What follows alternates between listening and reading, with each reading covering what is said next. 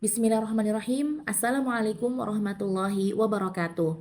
Perkenalkan, saya Juju Yulia Asih, mahasiswa Universitas Terbuka, program studi S1 Pendidikan Agama Islam.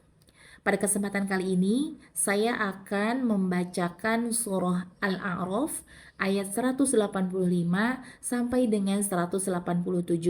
Sekaligus akan membahas sedikit tentang hukum lam ta'rif atau hukum alif lam. Yang kedua adalah hukum yang terdapat pada lafaz Allah, dan yang terakhir adalah hukum ro' tafkhim dan ro' tarqiq. أعوذ بالله من الشيطان الرجيم. بسم الله الرحمن الرحيم. أولم ينظروا في ملكوت السماوات والأرض وما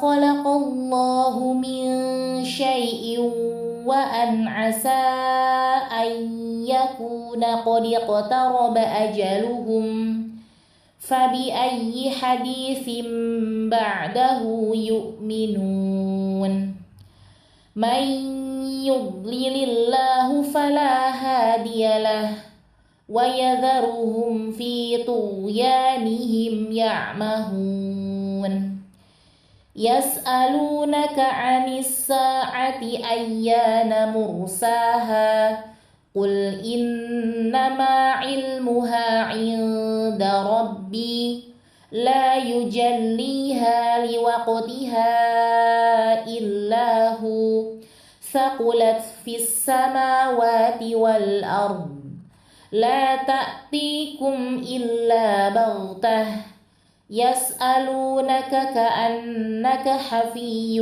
عنها قل إنما علمها عند الله ولكن أكثر الناس لا يعلمون صدق الله العظيم. Selanjutnya saya akan membahas tentang hukum cara membaca lafaz Allah. Jadi lafaz Allah itu ada dua cara membacanya, yaitu yang pertama dibaca tafkhim atau dibaca tebal. Itu kondisinya ketika sebelum lafaz Allahnya berharokat fathah atau dhammah. Nah, yang kedua adalah dibaca tarqiq, yaitu kondisinya ketika sebelum lafaz Allahnya itu berharokat kasrah. Kita langsung ke contoh yang ada di surah Al-A'raf ayat 185 sampai 187. Di sini ada 3 yang sudah saya tandai dengan warna kuning atau hijau ya, ini pokoknya ya. Nah, di yang lafaz Allah yang pertama, wa ma khalaqallahu, sebelum lafaz Allahnya berharokat fathah, maka lafaz Allah yang ini dibaca tafkhim atau dibaca tebal. Wa ma khalaqallahu. Selanjutnya, di lafaz Allah yang kedua, lafaz Allah yang kedua ini yang saya tunjuk adalah dibaca tarqiq atau dibaca tipis, karena sebelum lafaz Allahnya itu dia berharokat kasrah.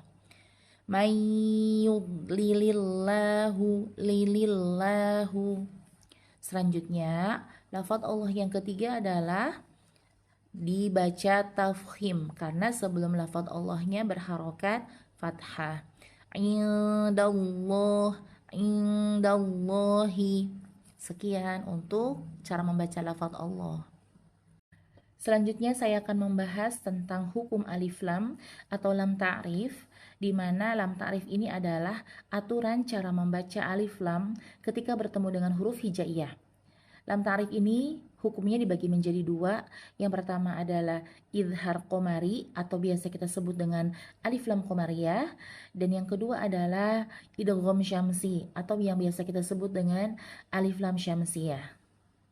Idhar qomari atau alif lam qomariyah ini terjadi apabila ada alif lam bertemu dengan 14 huruf hijaiyah yang tergabung dalam kalimat ibghi hajjaka wa khaf aqimah. Cara membacanya adalah dengan melafalkan huruf lam secara jelas.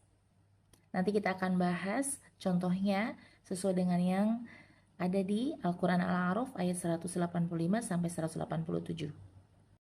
Sedangkan idgham syamsi atau alif lam syamsiyah adalah ketika alif lam bertemu dengan 14 huruf hijaiyah yang lainnya.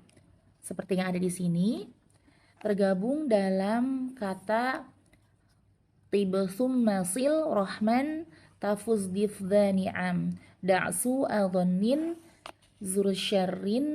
zursyarifan lil karimi. Sekarang kita coba lihat di layar yang sudah saya tandai dengan warna pink.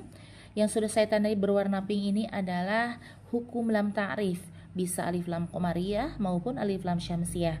Kita akan coba bahas satu-satu ya. Yang pertama adalah pada kalimat malakutis samawati. Di sini ada alif lam atau lam ta'rif bertemu dengan huruf sin. Ya, jadi huruf lamnya itu tidak dibaca atau diidghamkan sempurna ke dalam huruf sin. Nama hukumnya adalah idgham syamsi atau alif lam syamsiyah. Selanjutnya pada kalimat wal ardi. Lamnya masih tetap dibaca jelas, maka dia dibaca idhar. Namanya adalah idhar qamari. Maka kita menyebutnya adalah alif lam qamariyah. Yang selanjutnya adalah pada kalimat anis saati. Ini hampir sama dengan yang pertama, alif lam bertemu dengan huruf sin, lamnya dimasukkan secara sempurna ke dalam huruf sin, maka hukumnya adalah idgham syamsi atau alif lam syamsiyah. Selanjutnya pada kalimat fis samawati, lamnya dimasukkan sempurna ke dalam huruf sin, tidak dibaca, maka hukumnya adalah idgham syamsi atau alif lam syamsiyah. Selanjutnya pada kalimat wal ardi, ada lamnya masih tetap dibaca jelas, namanya berarti izhar qamari atau alif lam qamariyah. Selanjutnya pada kalimat aksaron nasi, lamnya tidak dibaca, dimasukkan sempurna ke dalam huruf nun, maka hukumnya adalah alif lam syamsiyah atau biasa disebut idgham syamsi. Sekian, mudah-mudahan penjelasannya cukup dipahami. Kita akan masuk ke penjelasan selanjutnya tentang hukum ro tafkhim dan ro tarqiq. Teman-teman, sekarang kita masuk ke dalam materi hukum ro. Jadi cara membaca ro itu ada dua cara. Yang pertama adalah dibaca tafkhim atau dibaca tebal, pangkal lidah naik, dan yang kedua adalah dibaca tarqiq. Jadi ro-nya itu dibaca tipis. Sesuai dengan buku panduan ilmu tajwid metode Ataba Aku Tartil Membaca Al-Quran dari Universitas Terbuka, modul Universitas Terbuka, hukum ro tafkhim ini dibagi menjadi 8. Baik, kita akan membahas mana saja yang termasuk ke dalam ro tafkhim dan tarqiq. Di sini sudah saya tandai dengan warna hijau untuk hukum ro. Yang pertama adalah awalam yadhuru. Di sini dibaca tafkhim atau dibaca tebal karena dia berharokat dhammah. Selanjutnya pada kalimat wal ardi ada ro sukun, sebelumnya berharokat fathah, dia dibaca tafkhim, jadi dibaca tebal. Selanjutnya pada kalimat qadi qataroba taro, karena dia berharokat fathah, maka ro-nya dibaca tafkhim.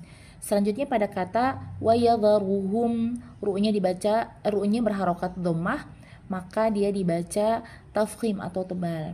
Selanjutnya pada kalimat ayyana mursaha, ada ro mati, ro sukun, sebelumnya berharokat dhammah, maka dia dibaca tafkhim atau dibaca tebal. Selanjutnya pada kalimat inda rabbi, ro-nya karena berharokat fathah, maka dibaca tafkhim atau dibaca tebal. Selanjutnya pada kalimat wal ardi, ro-nya dibaca tafkhim atau tebal karena sebelum ro matinya adalah berharokat fathah. Dan yang terakhir adalah aksaron nasi, ada ro berharokat fathah, maka ro-nya dibaca tafkhim atau dibaca tebal. Ternyata di ayat 185 sampai 187 itu tidak terdapat ro tarqiq, jadi hanya terdapat ro tafkhim saja. Sekian penjelasan mengenai hukum ro, mudah-mudahan dapat dipahami. Kurang lebihnya mohon maaf. Assalamualaikum warahmatullahi wabarakatuh.